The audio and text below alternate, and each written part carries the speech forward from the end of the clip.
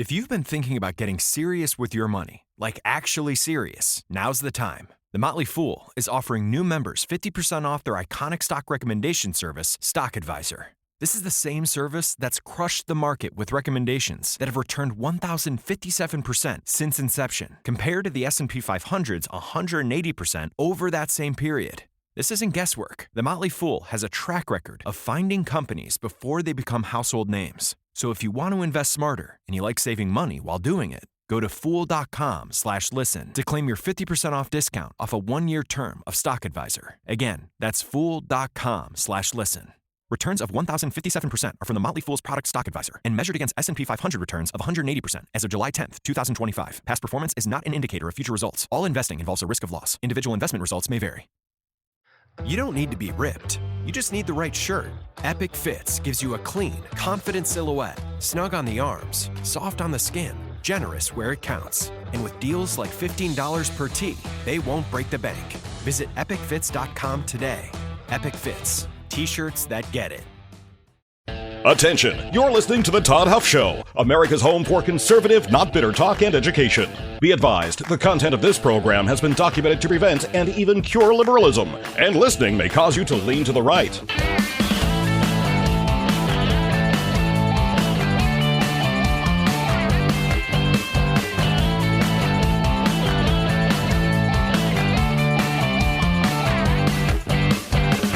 And now, coming to you from the Full Suite Wealth Studios, here's your conservative but not bitter host, Todd Huff. Ah, yes, my friends, conservative, not bitter indeed. Here we are on this Friday. It is amazing how fast time goes. Where does it all go, my friends? Coming near the end of August, which is also crazy. Reminds me as well that what follows August later this year is not... Look, I don't like winter. I don't like what's coming, but hey, we will get through that together. But that's still a ways down the road. Friends, it's good to be here. If you have thoughts, questions, feedback, always mixed in with the appropriate amount of adoration and praise. Of course, you can message me at todd@toddhuffshow.com, or you can text, and this is a number that may change in the near future, but you can text 317-210-2830. There's a couple things I want to get to today. First, I don't know if you've seen the statistics. Have you seen the statistics on crime in Washington, D.C. in the last 7 days? Have you seen these numbers? Because, my friends, it is unbelievable. I mean, it's not, but it is just so dramatic, the difference between how much crime was happening in our nation's capital compared to what we see today. Absolutely astonishing. That's something that we'll get to. I want to talk about what's happened in the state of Texas, and that's actually probably where I want to start as I think about this. But I want to start with Texas, the response from Texas Democrats regarding the redistricting plan. I have come to the realization, my friend, that I live, well, let's put it this way. Sanity and reasonable people, sane, reasonable people live in a different universe than these radical leftists. They view the entire existence of our lives through the lens of race. And I just, listen, I don't live that way. I don't understand people who do live that way. There have been things in this nation's history. I've gone through them in this program over the course of time. There have been things that are, sorry, looking for something here on the desk. Oz is hid from me. But there have been atrocious things in the history of this country that pertain to race. And we've talked about those things. We've admitted those things. In fact, I almost feel like I have to acknowledge this every time I say anything good about the United States of America. I have to mention the bad, just to get the people on the left to acknowledge that I'm not saying that it has been perfect throughout history. That's not my point, but this is a good place. This place was set up to be something special. And it's not because of the ridiculously terrible things that have happened historically in this country with race. It's in spite of that. Those things are bad. Those things are atrocious. Those things are awful, terrible. But the United States has made tremendous strides towards changing things for the just dramatically for the better over the course of time. But there are still people out there that choose to view the world through race, as though everything, every single thing is about race. And I just don't see the world that way. We are human. We are all human, my friends. This idea that race divides us, I know that it has. I know that it can. I know that there are incredibly racist people out there. But I also know that these individuals are getting pushed to the fringes of society. Race is not even remotely a factor in a lot of dealings in society anymore.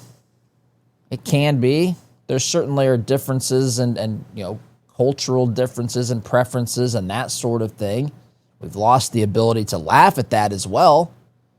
I remember one of my dear friends who's Hispanic, actually Chicano, as he explained that to me. I didn't even know what that meant prior to being friends with Joel. But Joel lives in Compton. He was my roommate for a while in Washington, D.C. You know what they did? I'm going to tell you really quickly here what they did. I go to American University in 1999. It's a semester program. I get there. I don't have a room. I don't have a place to stay. My mom, she and my dad had taken me to drop me off. This was the furthest I'd ever been from home for a prolonged period of time. She left thinking I didn't have a room. And I said, Mom, don't worry about it. We'll figure this out. So they give me a room. But the key they give me, I kid you not, this was back when you had keys for dorm rooms. The key they gave me actually was someone's room. And I said, wait a minute, this is somebody's room. He had gone home for the break. He was there for 2 semesters. I was just there for 1. And so I had to stay in his room without his being even present there. So the second he got there, I'm in his room. This is where they put me. Only place they would give me. And I didn't mess anything. I don't know if it was a couple days or what it was. And so I thought his name was Joel. I had no idea, but it's Joel. He's, again, Hispanic, Chicano. But we had a lot of fun with each other. Good, fun, teasing one another about some of the differences. But you know what? We had a tremendous amount of things in common with one another as well. I consider him an individual that I respect greatly, that I learned a ton from. One of the smart, in fact, he might be, don't tell him I said this. This will only make his big head bigger. But he might be the most intelligent person that was a peer of mine that I had ever encountered. Incredibly brilliant. My wife and I went to his wedding. Loved the guy.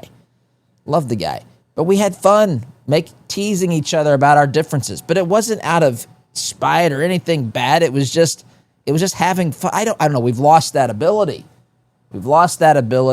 And instead, we're supposed to view these things, race, ethnicity, as though there's some immovable force that stand between us as people. And that is not biblical.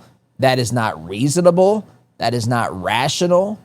We've allowed these jokers in politics to do this, my friends. And I've gone way long here because I needed to tell you off the top here that MyPillow, Mike Lindell, of course, the owner, president there, MyPillow, thank you. I know many of you have purchased their products over the years that they have been a partner with us here on the program. But backed by popular demand, they've brought back an offer that many folks loved and have responded favorably to, and that is the Percale bed sheets Any size, any color, just $29.88. You can get queen size, king size, split kings, California kings, any size, any color, $29.98. That's the latest offer they want to extend to you as a listener of this program. The sheets are breathable. They have a cool and crisp feel. They have deep pockets, so they fit over any mattress. Look great, feel great, helping you to have a better night's sleep. So for a limited time, you can also get $100 in free digital gifts when you order $100 or more from MyPillow. Go to MyPillow.com, use my name, Todd, when you check out, and you are going to get this special price, this special offer. And by the way, you can find other items that are on sale with my name, Todd, as the promo code as well. MyPillow.com, promo code Todd. But back to this issue of race. Everything is seen through the lens of racism today. Now, we talked yesterday just about how everything is political. And, friends, these things are a real barrier, a real obstacle between people. And I don't like that. If you want to disagree with me politically, have at it. If you want to hate me because I'm white, which I am, by the way. If you want to hate me because I'm white, if you want to hate me because I'm, I should yield, I guess, in public. I should make room for other voices. And of course, how do we determine the other voices that should have preference? Well, they have preference according to these radically insane, delusional leftists based upon their race and their ethnicity, maybe their gender. That's how we're supposed to. It's just not the way that it's supposed to work. And it's not the way that I'm not going to sit here and refuse to share what I think because I think what another person who is of a different race, that what they have to say is more important. Or, by the way, less important. I actually judge the importance of what's being said. This is a shocker to the left, if anybody's tuned in from the left. But I actually judge the importance of what people are saying based upon the content of what they're talking about. That's what matters in our conversations. That's what matters. What about this pursuit for truth? What about this pursuit of the good? What about this pursuit that says we're going to defend liberty, this great American experiment? We're going to defend individual liberty while at the same time trying to create a society that is, in the words of the founders, a more perfect union. It's not absolutely perfect, but we want to make it better. I'll tell you this, though, focusing on our differences constantly and assuming and talking as though people of one race need to stick together and elect a representative to represent them, and people of another race need to all have a uniform way of thinking and represent an official who represents them is crazy talk to me. See, the things that I talk about on this program, the things that I value, the things that I believe to be true apply, and I think are attractive to all people of all backgrounds. That's why race doesn't really matter. I mean, it matters as far as who you are. I'm not minimizing that. I'm not minimizing the history. I'm saying as far as what appeals to us. Why do we need a representative that only thinks about people based upon race? And this is what I'm talking about. This representative from the state of Texas, he's upset because they've redistricted, they've gerrymandered the state. And this is a video from Now This Impact. Now This Impact. It's a radical left group. It says this is the caption under the video that was posted online. Texas just passed the most racially gerrymandered map since before the 1965 Voting Rights Act, diluting Black and Latino voting power to flip up to 5 Democratic-held seats, all at Trump's request. Legal challenges are already under review. And we know that we've talked about this, according to the 1965 Voting Rights Act, that the one thing that prevents that could interfere with the way that districts are drawn, we've talked about this, is the race of the people in that district. Now, this is a political exercise. This is a political exercise, my friends. The Republicans in Texas, at the request of Trump, redistricted their legislative districts to help Republicans squeeze as many Republican representatives out of the state of Texas in the U.S. Congress as possible leading up to the midterm elections. And they did this because Trump is concerned, and all of us should be concerned. You may not like these choices. You may not agree with them. I respect that. That's fine. But because Trump is concerned that the left is going to throw a wrench in the gears by winning either the House. They're more worried, I believe, about the House, but it could happen to the House or the Senate, which would effectively guarantee that Trump's agenda would come to a screeching halt, meaning the second 2 years of his presidency would see much less of his agenda put into place, at least through the legislative branch. And so his team is proactively trying to squeeze as many Republicans out, districts that lean Republican. First and foremost, just because you draw a district a certain way doesn't mean that it's guaranteed to turn out the way that you think it's going to turn out. California, by the way, is doing the same thing. Governor Gavin Newsom's out there telling us that he was not wanting to do this, but he was forced into doing this because of the Texas Republicans and their decision to do this. I've been remarkably clear on this. The law is clear. States have it's their prerogative. They can do this. This is a political exercise. This is a political exercise, though, and the people in the state can hold these states accountable. They may not like what's being done here, and there could be political consequences for this. But the more you draw districts to be favorable for one party over the other, what you're doing is you're shaving off your margin of your majority in each district. So think of it like this: if you've got, let's say you won one district by 10% and you lost another district by 3%, and you think, well, if we redraw the one that we lost by 3% and pull some of these people, let's assume that they're contiguous, right? They're connected, these districts. If we pull 5% of this area that's, has a 5% more probability of voting Republican, then we'll pull that over to this district, redraw them in such a way so that instead of having a 55-45 district that we won and a 48-51 district that we lost, just as an example here, let's reshift how those people in those districts are, where they are, which district they fall in. And now suddenly I've got a 52-48 district and a 52 or 51-49 district. I could theoretically lose both of them now, or I could theoretically win them both as well. But the margins are going to get smaller. There's no guarantee of this. This idea that there's Republican and Democrat districts that just people should have, each respective party should have, is not the way that we should look at or think about this, because that's just not the way that this is designed to work. You have a representative that each district elects. And so this is a political exercise. If it wasn't a political exercise, then why are they doing it for the express and no one's denying the purpose here. No one's denying the purpose. The purpose is to gain more Republican votes in, representatives from the state of Texas. No one has denied that from the beginning, but now they're saying that this is racially motivated.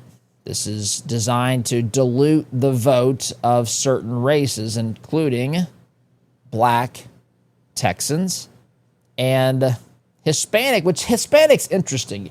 Hispanic's not a race. In fact, if you remember when George Zimmerman, remember that from years ago, George Zimmerman it's the only time I think in history that the phrase white Hispanic was used. But when he had his encounter with Trayvon Martin, and we all know what happened there. I don't want to go into that. That's a long discussion. But when that happened, when Trayvon Martin lost his life at the hands of George Zimmerman. The immediate storyline was that Zimmerman was white, and then in real little font tacked onto that was Hispanic. Because again, everything is viewed through the lens of race by these radicals because they want to use it. They know that there's a ton of emotion. They know that there is a problem regarding race and ethnicity in the history of this country, and they want to continuously use that to fuel hatred between the races and then say to one race, we're going to make sure that we make it right. But in reality, all they do is stir the pot. This is a political exercise. This wasn't about silencing anybody's vote. But as I've listened to this a couple times, I'm going to play this now. This representative here is take to the podium to talk about, the silencing, I guess, or the political silencing of Black and Hispanic people in Texas. I don't see the world at all like this. But I want to play this just so you know what they're saying. So here's the condemnation, the making this about race discussion when it's just strictly about politics. But here he is talking about the map in Texas now and how it's white and designed to silence the vote of Black and Latino populations. Under this map, white Texans receive one member of Congress for every 445,000 residents. If you're Hispanic, it takes about 1.4 million residents for that same representation. If you are Black, it takes 2 million. In this proposal, a Hispanic Texan has 1/3 the political value of a white Texan under this plan, and a Black Texan 1/5. Well, doesn't it depend upon who you're voting for? I mean, what if you're voting? Do you know that Trump, I just looked this up before the program. Vincent Perez, by the way, sorry about that. But it depends on who you vote for. Some of these folks vote for the candidates. This makes no sense to me.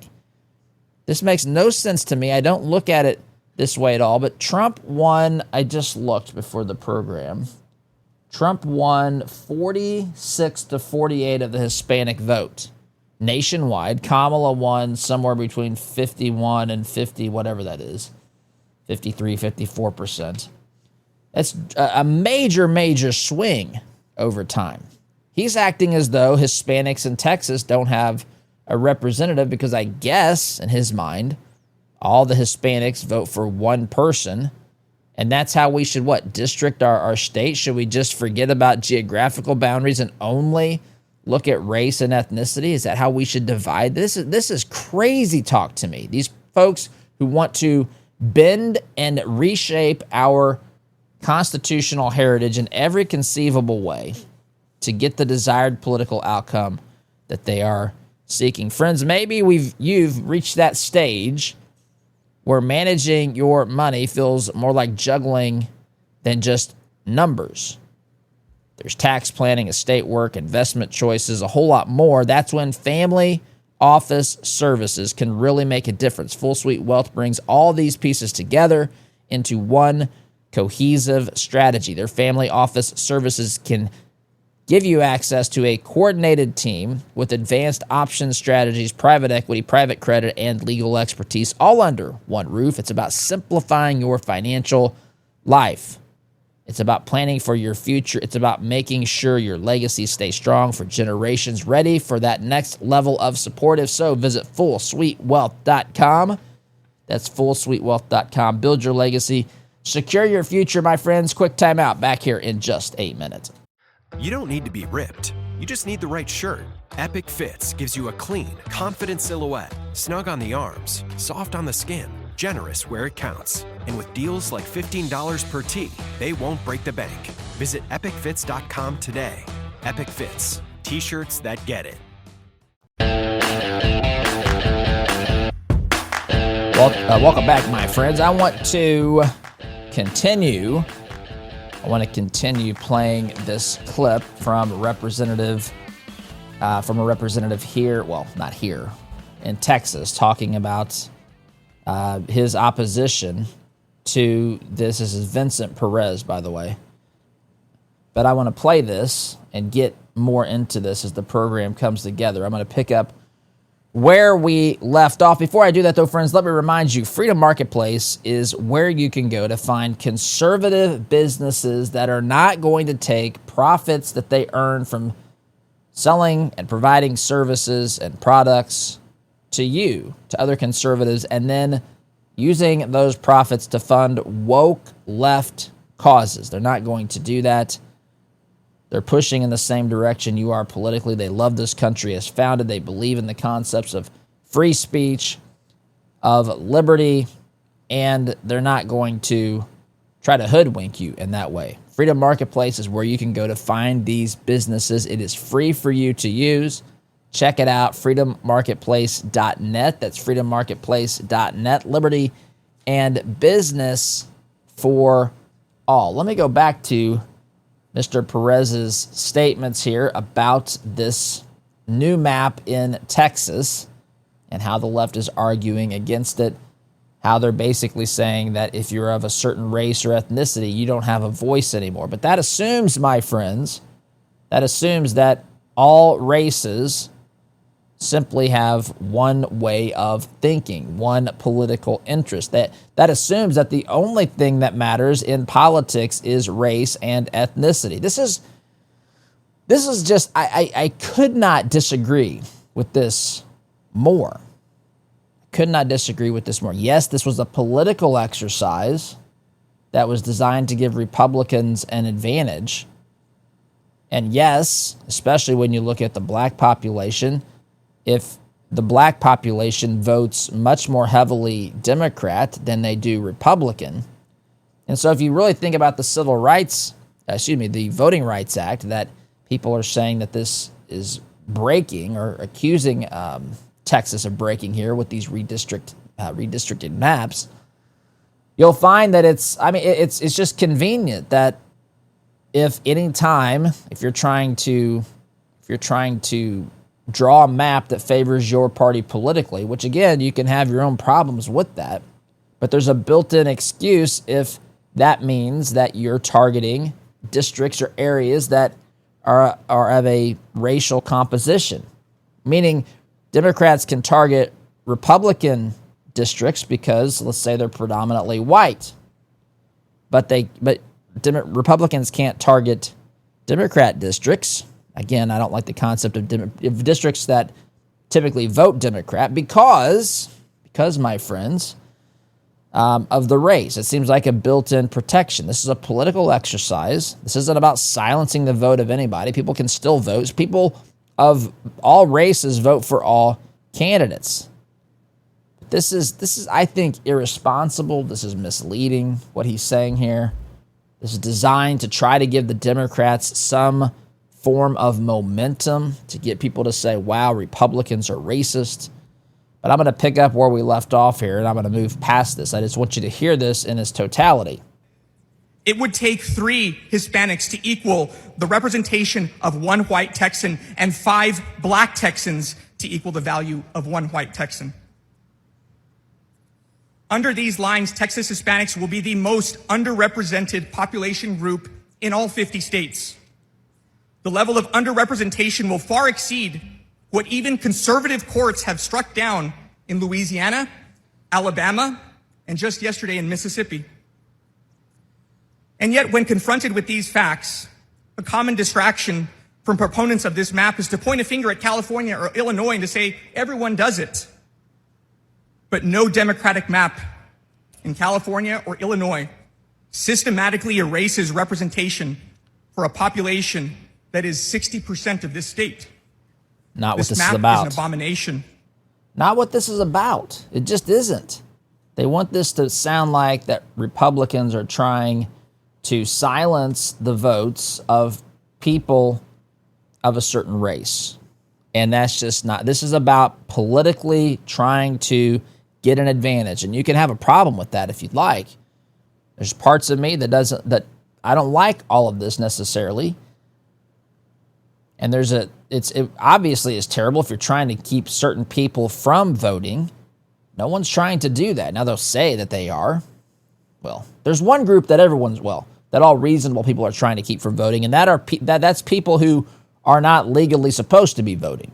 People who aren't in this country legally, or people who are deceased, or people who have moved to a different part of the country or district or whatever. Yeah, we don't want those people to vote. By the way, regardless of their race, political affiliation, gender, ethnicity, and all that stuff. Those people should be stopped from voting, or people voting using their credentials or old voter registrations or whatever. That's the group that we're trying to stop from voting, or people who are here in this country illegally, who, by the way, are being deported at a very, very fast rate. Very, very fast rate. In fact, we have a negative percent or net negative flow of illegal immigrations. They're actually leaving the country more than they are coming in to the country right now. Really quickly on that, I wasn't planning on touching on immigration, but this is in the stack of stuff. Trump administration to review all 55 million U.S. legal immigrants to see if they should be deported is the headline here. And they're basically looking for people that, reviewing things to see if there's a violation that would, effectively say that they're not allowed to be here. I don't know why would this not happen before if this is, again, we know why. But this is, we've ignored the law pertaining to immigration and illegal immigration for so long. This is shocking to people to see it actually enforced. What's also shocking, I should say, what's also shocking is this headline here. This is at hotair.com. You can find this, of course, in lots of places, but it says this, Shaka, and it says Shaka with an A. D.C. goes 7 days without a homicide after Trump takeover, right? So Trump, we know, has sent in the National Guard. Trump has taken over the police force at Washington, D.C. And in 7 days, the past 7 days, there have not been any homicides reported in our nation's capital. This should be applauded. This should be considered a good thing. I don't know. What's the group out there that wants there to be homicides? This is something that we should be applauding. Not only that, this is, again, in this article, he's the person who wrote this is Ed Morrissey, but he's also embedded a tweet from a gentleman. If you're on X, if I call it Twitter, then forgive me, but if you're on X much, you might be familiar with the name Gunther Eagleman. And he says that carjackings have plummeted by 83%. Robberies are down 46%. Car thefts are down 21%. Overall violent crime is down 22%. What is happening is legal with Trump's takeover. All of this is legal. All of it. All of it has, from what we can see so far, has a positive net impact on the people living in the District of Columbia. Although some people are more bothered by Trump being in the White House and Trump taking these things over and sending in the National Guard, they were more willing to accept a district, a community that was murdering people. By the way, year to date, the District of Columbia average, I think I saw this, 3.5 homicides a week, I believe is the number I saw. And there's none for 7 days. Now, it doesn't mean that will stay the case, but there's certainly and obviously a downward trajectory when it comes to violent crime in Washington, D.C. Let's look really quickly here at a piece written by John Lott of The Federalist. He says this, when measured against other states, D.C.'s violent crime rate was 54% higher than New Mexico, the most dangerous state, and 220% higher than the national average. Against cities, D.C. outpaced every one of the 20 largest cities and ranked second highest among the 25 most populous. The murder rate looks even worse. Again, this is John Lott from The Federalist. D.C.'s murder rate ran 169% higher than Louisiana's, the deadliest state, and an astonishing 523% higher than that of the average state. No city in the top 20 came close. Philadelphia had the second highest murder rate in that group with 26 murders per 100,000 people, yet DC's was 50% higher. Among the 25 largest cities, DC ranked second overall. There's more to this, more to the numbers. I'm just painting the picture. It's a violent and out-of-control city when it comes to crime. Trump has taken legal and constitutional steps to remedy that. Things have improved. I don't know what's to dislike here, my friends, but I've got to take a break. Quick time out. Back here in just a minute.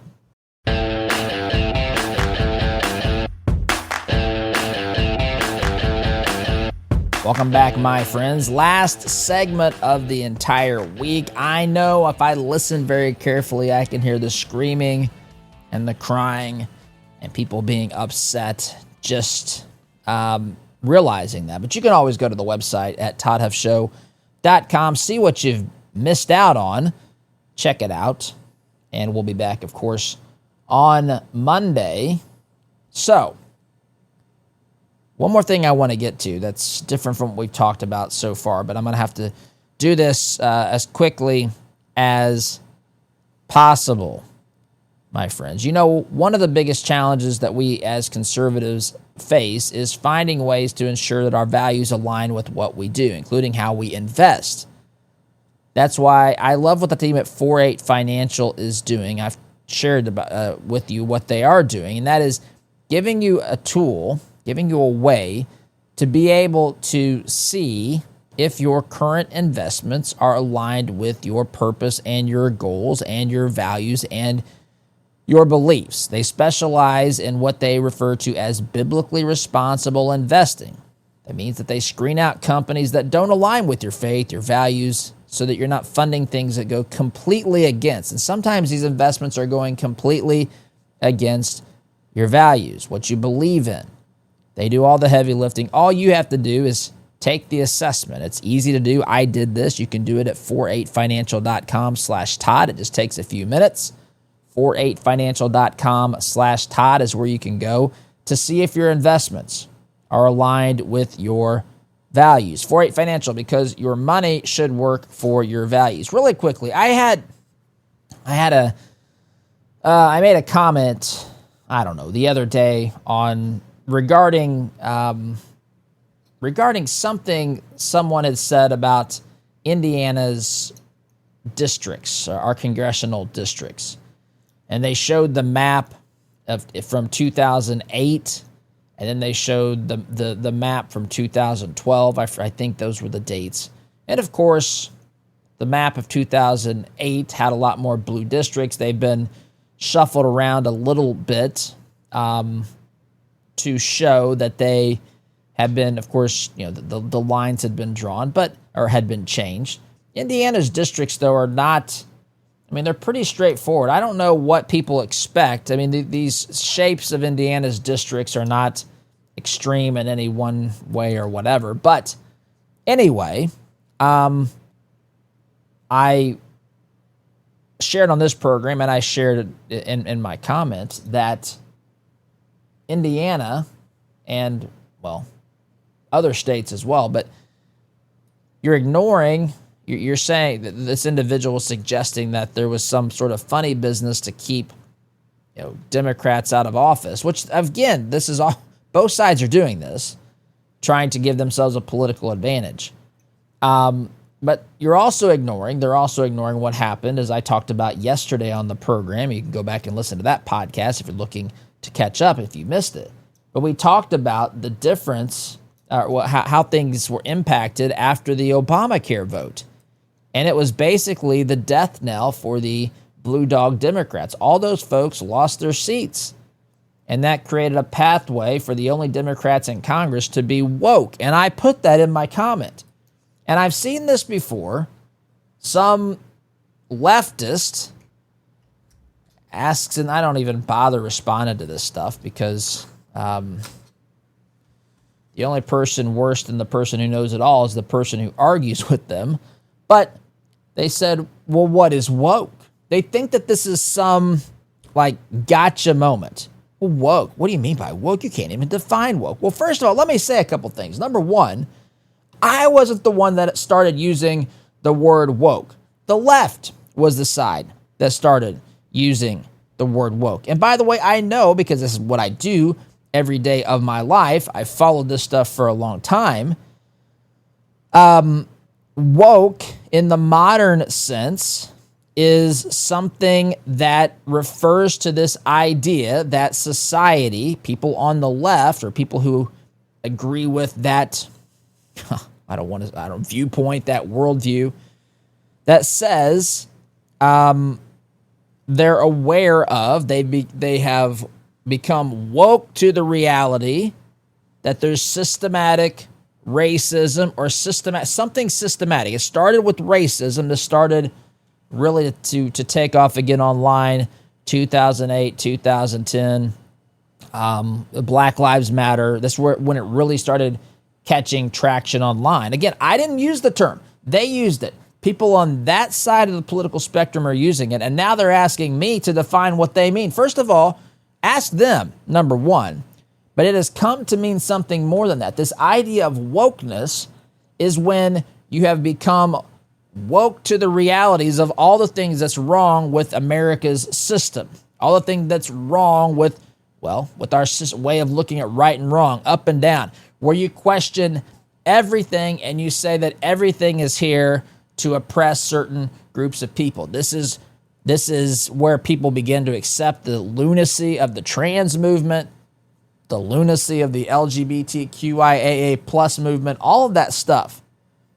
And woke simply means that you've come to realize how the system is built against harming people in marginalized communities. By and large, that's what it means. And it is being wielded by people in positions of power to drive people to do all sorts of crazy things. Look at some of these protests on the streets against Trump and whatever Trump's doing.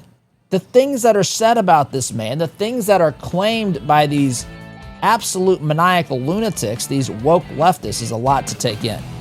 Of course, I have more to say about it, but I'm just simply out of time, my friends. Have a great weekend, SDG.